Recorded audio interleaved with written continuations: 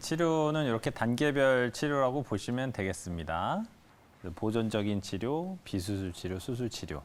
보존적인 치료도 이제 비수술이니까 여기로 이제 갈라서 여기까지는 이제 비수술인 거고 여기서부터는 수술인 거죠. 이제 근데 한 가지 좀 애매한 게 현미경이나 내시경을 이제 시술이라고 생각하시는 경우들이 있는데 그거는 엄격한 기준으로는 절개가 조금이라도 있기 때문에 수술에 속한다고 보시면 돼요. 그래서 여기에 다 속한다고 보시면 되겠고요. 처음에 보존적인 치료로 주사 치료, 도수 치료를 합니다. 근데 이거를 엄청 많이 해요. 막 10회, 막 15회 막 이 병원 저 병원 다니시면서 많이 하시고 도수 치료도 이제 용하다는 그 우리 물리치료사 선생님들 찾아서 이 병원 저 병원 많이 다니시는데 이게 일반 근육통이고 근육이 굳어서 아픈 거면은 해결이 됐겠죠. 5회에서 10회 정도 받으면. 그런데 똑같이 치료를 했는데도 이게 계속 해결이 안 된다면 이걸로 뭔가 안 된다는 거예요. 그래서 다음 단계 치료로 좀 넘어가셔야 되는 거고 이제 풍선확장술이 대표적인 비수술 치료들이고요. 고주파를 하는 경우도 있습니다. 이거는 뭐 많은 경우에서 하지는 않는데 꼭 필요한 경우에서 하면 이것도 굉장히 효과적인 그런 치료 방법이라고 보시면 되겠고요. 네, 오늘 이 시간에는 제가 말씀드릴 거는 이거를 열심히 다 했는데도 불구하고 해결이 안 되시는 분들이 있어요. 이게 병이다 보니 또 이미 너무 많이 병을 키워서 오시는 분들도 있다 보니 그런 경우는 이제 수술로 가야 되겠죠. 근데 수술이 꼭 이제 전신 마취하고 이런 거 말고 허리 아래로만 부위 마취만 해서 하고 특히 고령이시고 어르신들, 80 넘으신 어르신들을 대상으로 볼 때는 수술이 크면 안 좋잖아요. 위험성도 있고 수술에서 더 잘못됐다는 얘기도 듣고 이런 것들이 걱정이 되시는 경우에 부위 마취만 해서 하는 황색인대 제거술이나 부위 마취만 해서 하는 유합술 이런 것들이 있습니다. 그래서 가급적이면 이 단계를 거쳐서 가시되 오늘 말씀드릴 것들은 열심히 노력하셨는데도 불구하고 비수술로 해결이 안 될 때 뭔가 간단히 할 수 있는 수술, 회복도 빠른 수술 이런 것들을 한번 고려를 해보시는 게 좋을 것 같습니다. 네, 척추 치료의 순서들 여러분께 일단 안내를 해드렸고요. 우리가 보통 허리 수술하면 생각나는 게 뭐 나사못, 보형물 삽입술 같은 게 아니라 통증을 일으키는 원인만 제거해주는 수술적 치료법이 있다는 건데요. 자, 이 황색 인대 제거술에 대해서 한번 자세히 알아보도록 하겠습니다. 어떤 분들에게 가능한 건지 구체적인 치료 대상을 소개해 주실까요? 네, 뭐 제가 늘 여러 번 말씀드리는 거지만 나사못 고정술이 안 좋은 수술이 아닙니다. 꼭 필요한 분들은 하셔야 되고요. 저도 이제 많이 하는 수술인데 가급적이면 그 나사못 고정을 좀 안 했으면 하는 분들이 많이 계세요. 그런 경우에 어쩔 수 없이 해야 된다고 보여질 때는 저는 그분을 설득을 해서 이제 이건 하셔야 되는 게 좋습니다 하는데 제가 봐도 다른 병원에서 이제 나사못 고정술 권유 받았는데 요건 좀 안 해도 될 것 같은데 조금 과잉일 것 같은데 하는 경우는 이런 황색 인대만 제거해줘서 신경만 풀어줘도 많이 좋아지는 경우들이 있거든요. 일단은 반복적인 시술을 열심히 하셨는데도 해결이 안 되시는 분들 그리고 뭔가 큰 수술을 뭐 받자고 이제 큰 병원에서 이제 권유를 받으셨는데 이게 너무 이제 두려우신 분들 특히 몸 안에 어떤 보형물을 넣는 것 자체가 굉장히 좀 두려우신 분들이 계세요. 주변의 친척이나 가족분들 중에 또 이런 수술을 해서 고생하신 분들이 있다면 아무래도 걱정이 되시죠. 그래서 이런 분들을 대상으로 많이 하는 치료라고 보시면 되겠고 운동에 대한 의지가 중요하다. 이거는 몸 안에 어떤 보형물도 넣지 않는 거잖아요. 그럼 그 보형물을 어떤 게 대체를 해야 되겠어요? 주변의 근육들이 그 보형물을 대체를 해주겠다는 결단을 갖고 하는 거거든요. 그러니까 이 인대 제거술이 고정술이나 유합술보다 더 중요한 게 근육의 이 파워, 힘이 굉장히 중요해요. 근력이. 그렇기 때문에 이후에 운동과 의지, 식단, 몸무게 감량 이거 반드시 잘 따라오기로 저와 서약을 하시는 분들 뭐 이런 분들이 이제 하는 거고 고령이시고 또 만성질환 있으신 분들은 수술이 커지면은 전신 마취하고 이러면 힘드시기 때문에 이런 분들을 대상으로 많이 하는 치료가 이런 인대만 터줘서 해결하는 황색인대 제거술의 대상이 되겠다라고 보시면 될 것 같습니다. 네. 네, 치료 대상 보면서 아 나도 해당되는데 하시는 분들 계실 것 같은데요. 아무래도 뭐 나사못을 박는 큰 수술보다는 조금 더 뭐 편하게 접근할 수 있다고 하니까 그렇죠. 네 한번 생각해 보신 것도 좋을 것 같습니다. 자 그러면 지금부터 황색인대 제거술에 대해서 좀 더 자세하게 살펴볼게요. 요거 어떤 수술인지 설명해 주실까요? 네, 뭐 수술은 수술이라고는 하는데 뭐 간단한 수술이라는 게 도대체 어떻게 간단한 거냐 이렇게 또 궁금해 하시는데요.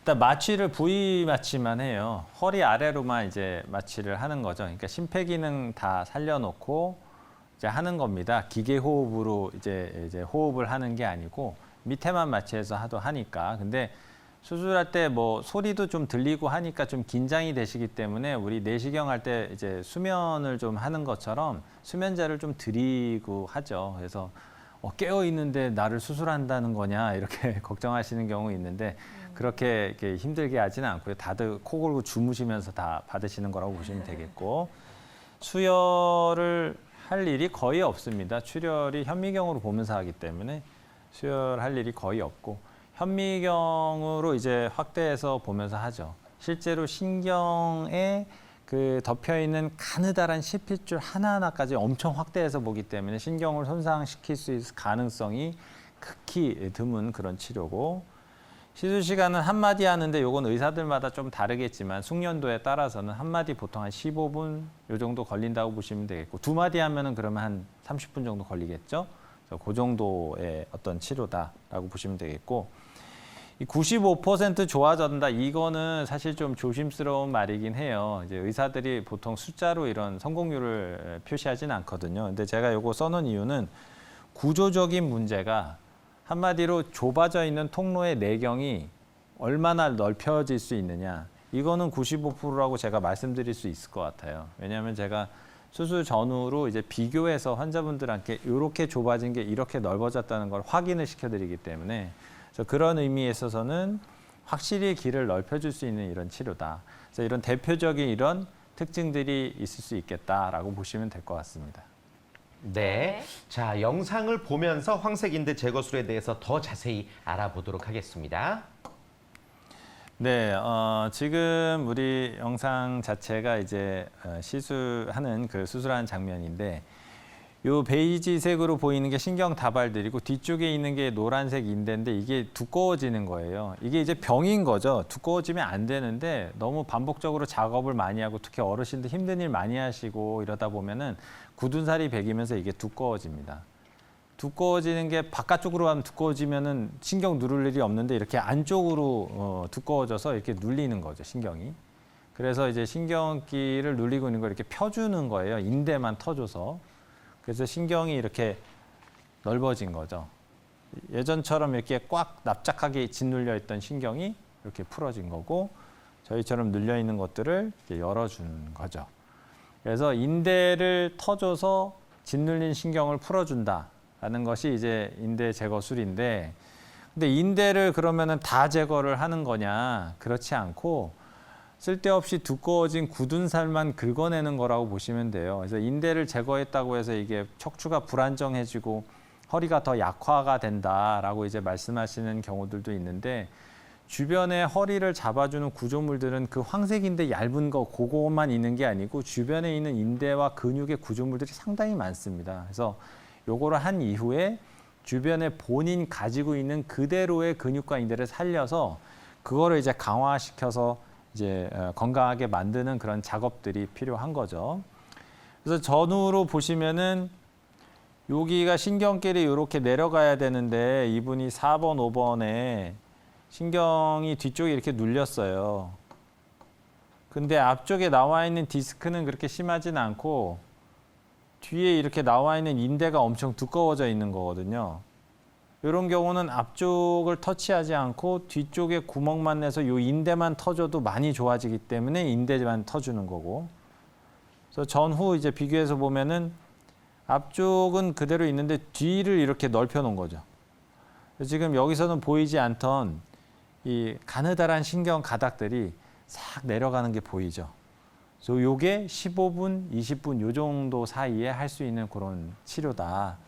그래서 저렇게 많이 눌려서 신경이 잘 안 보이던 것들이 이렇게 하얀색으로, 신경은 이런 해파리처럼 반짝반짝 빛나요. 우리가 신경을 노란색으로 이제 그림 그릴 때 표시하지만 신경은 원래 하얗습니다. 이런 경막이라는 반짝반짝 빛나는 이쁜 신경이 싹 보이는 거죠. 저렇게 꽉 짓눌려 있던 거에서 눌려 있는 신경이 풀어주니까 어떻게 했어요? 엉치나 다리로 아픈 것들이 이제 많이 가벼워지시고 좋아질 수밖에 없죠. 네. 네. 전후 사진까지 보니까 확실히 좀 이해가 빠르네요. 신경의 압박이 풀린 모습을 여러분들도 분명히 확인을 해 보셨을 겁니다.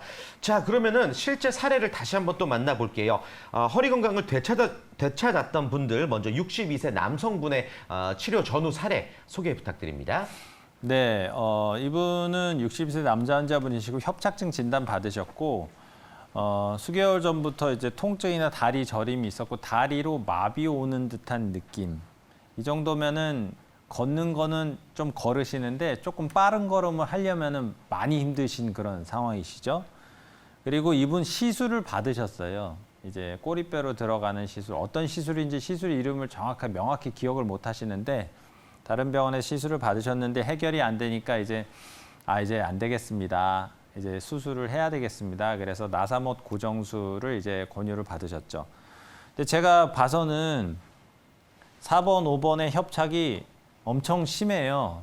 상중하로 봤을 때 상이고, 당연히 나사못 고정술을 할 정도도 되세요. 그런데 자세히 보니 앞쪽에 나와 있는 디스크는 그렇게 심하지 않고 뒤쪽에 이렇게 두껍게 나와 있는 이게 이제 메인이었거든요.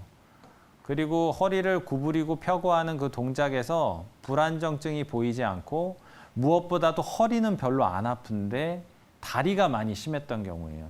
자, 허리에 고정술을 하면은 절개도 좀 길게 해야 되고 핀도 고정을 하니까 어쩔 수 없이 초반에는 통증이 생겨요. 근데 이런 분들 같은 경우 허리는 거의 안 아프고 다리만 저린데 고정술을 하면은 일단 처음에 후회부터 하세요. 와, 난 허리는 안 아팠는데 이게 왜 허리가 더 아파졌느니 이렇게 되시죠. 이런 경우는 요 뒤꿈치 여기만 터주면은 굉장히 많이 좋아지실 수가 있거든요.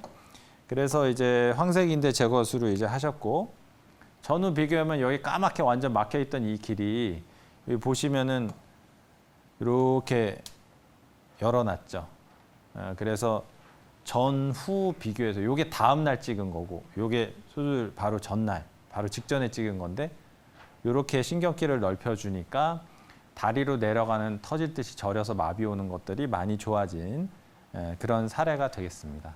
네, 실제 치료 사례 만나봤습니다. 맞습니다. 아마 좋아진 모습 시청자분들도 눈으로 직접 확인하실 수 있으실 텐데요. 또 다른 사례도 준비를 했습니다. 척추관 협착증을 앓았던 60대 남성분의 사례도 준비가 되어 있다고요?